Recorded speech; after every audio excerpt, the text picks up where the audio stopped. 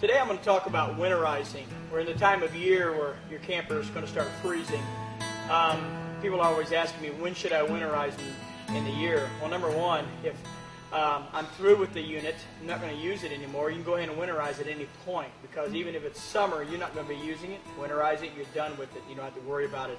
Number two, if it's starting to freeze outside and I'm worried about frozen underwater puddles, different things like this, it's time to go ahead and start winterizing your camper, because you don't want to take a chance of those pipes or your hot water heater or your pump freezing. So today I'm going to cover some few points to help you winterize. Now, this is to help you and give you a guideline how to go by. Pontiac RV assumes no responsibility for frozen pipes if it's winterized wrong. If you have a question, if you have a problem, be sure to call us at our phone number and ask for service, because they can walk you through other steps in case you have a problem and you don't know something. But it's not a hard thing. I have a lot of people, when I do walkthroughs, they let it overwhelm them, and they have this fear of everything bursting and everything coming apart on them, and it's not really a problem. All you're doing when you're winterizing is you're replacing the water that's in the water lines, the pump, with an antifreeze solution made that won't freeze. Now, as far as a hot water heater, we drain it. But let me show you some things you're going to need. Some of the things you're going to need to winterize. Number one, I'm going to need a screwdriver or a square head bit on my drill. And the reason that is, a lot of times there's a panel that you have to remove to get to the back of the hot water heater, or to get to drains sometimes. These can be purchased at a Walmart or Kmart if you don't have a square head drill or a screwdriver, or give us a call. Number two, you're going to need a socket and a ratchet. Now, depending on the type of hot water heater that you have, this over here I have on this trailer is an Atwood. And Atwood takes an inch, it takes a 7/8 socket, which I have here, and Atwood will have a nylon plug in it. If it's a Suburban hot water heater, I will take an 1 1/16 socket, because it has a larger plug and has an anode rod in it. Now, you'll find, and also what I'm going to need at least 2 gallons of antifreeze, and at times I will need a hose with a fitting on it. Now, depending on the camper, if I need that hose and that fitting. Some campers, such as this one, have a hose and a winterizing kit. A lot of them don't. And I'll show you inside where that hooks. Now, when it comes to the hot water heater, basically what I want to do to start my winterizing is I do several things before I ever go in to start pumping out the water and the antifreeze into it. Number one, I drain my tank. Underneath this is a fitting, a plastic that you can turn. Some of them have a little metal knob. Some of them have a plug you take out. Doesn't matter what kind it is, you always open that up and drain your freshwater tank. Now, while my freshwater tank's draining, I want to drain my hot water heater because I want it empty. When I'm going to winterize my hot water heater, what I'm going to do is I'm going to drain it. When it's empty, it won't freeze. So my plug is always here. Unless it's a Suburban hot water heater, it's in the middle. Remember, the Suburban takes the larger socket. I take my socket on my ratchet, I reach it up in here, I put it on here, put my ratchet on here, turn the plug, let it come out. Now, when it starts to come out, it's going to bubble. It's going to just glug, I guess you could call it, because there's no air getting in. At this point, I'm going to stand back so I don't get soaked. I'm going to open the pop-off valve, and the water will shoot out. Now, once that hot water heater is drained, it's done. You don't put antifreeze into it. It wastes 6 gallons of antifreeze, and it also could put a taste in your tank that you don't need. So when that plugs out and that's drained, you pop the lid, pop off back down, you're done with it. Take your plug, put it right there, shut your hot water heater, and it's finished for the winter. Okay, well, we're on the inside now. At this point, I will either take my screwdriver or I'll take my drill gun. And I have a square head screw that's normally in here, and I'll take that out. I'll take the panels out of the way. And back in here, I have my pump. My pump's back in here. And my hot water heater, having to remove this one, is back on this side. Now, what I first want to do is, now that I've drained my hot water heater, I want to bypass my hot water heater. There's 2 types of bypasses generally on a hot water heater. There's one that this one has, which is 3 valves. There's an upper valve, a middle valve, and a lower valve. What you're going to want to do is, you're going to want to shut off this valve, shut off this valve, and turn on that valve. The reason being is, the antifreeze comes up, cannot go into the hot water heater, so it bypasses. So therefore, no antifreeze is going into that hot water heater, which saves the hot water heater.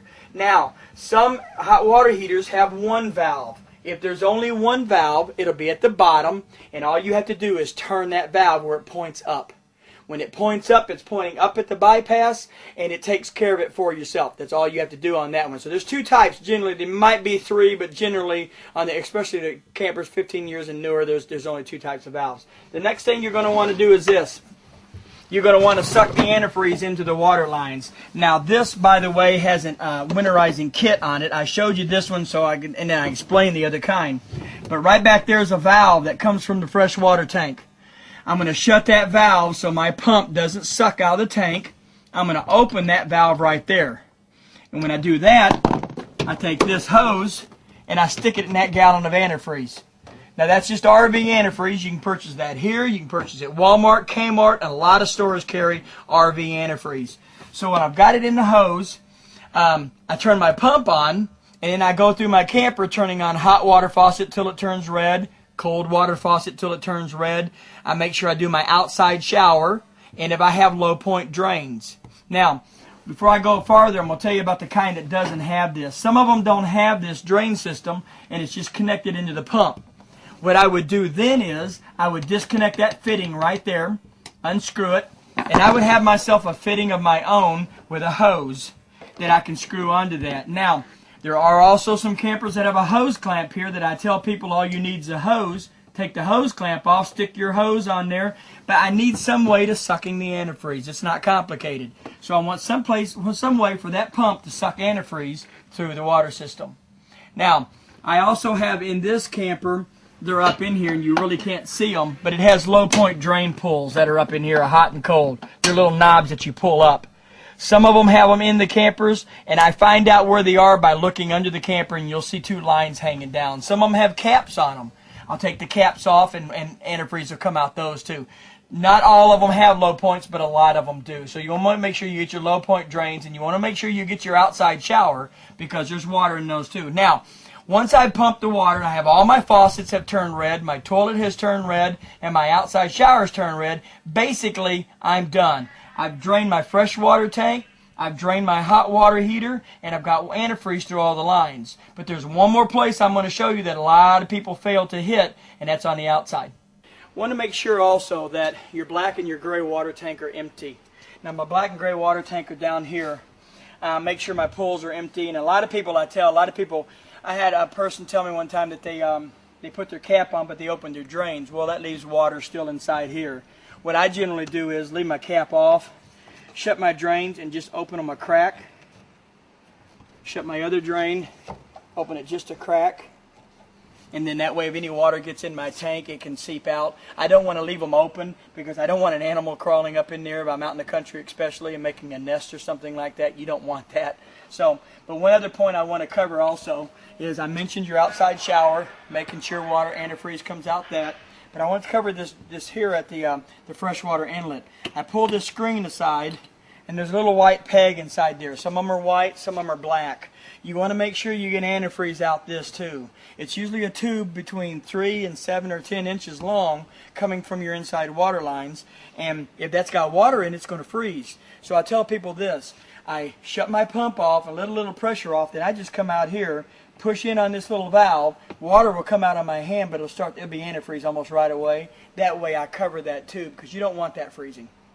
This is generally about all you really need to know about winterizing. You've got some units, some bigger motor homes that have washing machines and dryers. You've got some units that have got ice makers in their freezers and things like this. Now when it comes to those, I believe it's best to have it done even if you watch them do it, because basically on a washing machine you're going to run it till water comes in, you're going to pump it out, but it's nice to be shown how to do this so you do it right, because it's really rough when you crack a pump in a very expensive washing machine. It's also nice to be shown how to do the ice maker, because it's not hard, but unless you see it and see it done, it gets kind of difficult, and you don't want to crack a line in that. Now these are all put together. We put this together to help you. Remember, if you have a question, if you don't know, or if you have a problem, give us a call. We assume no responsibility for water lines breaking, and if it's not done right. If it's not done for us, we don't assume responsibility for it. But a lot of people would like to know how to winterize, and like I said, it's not a hard thing to do. It just needs to be done.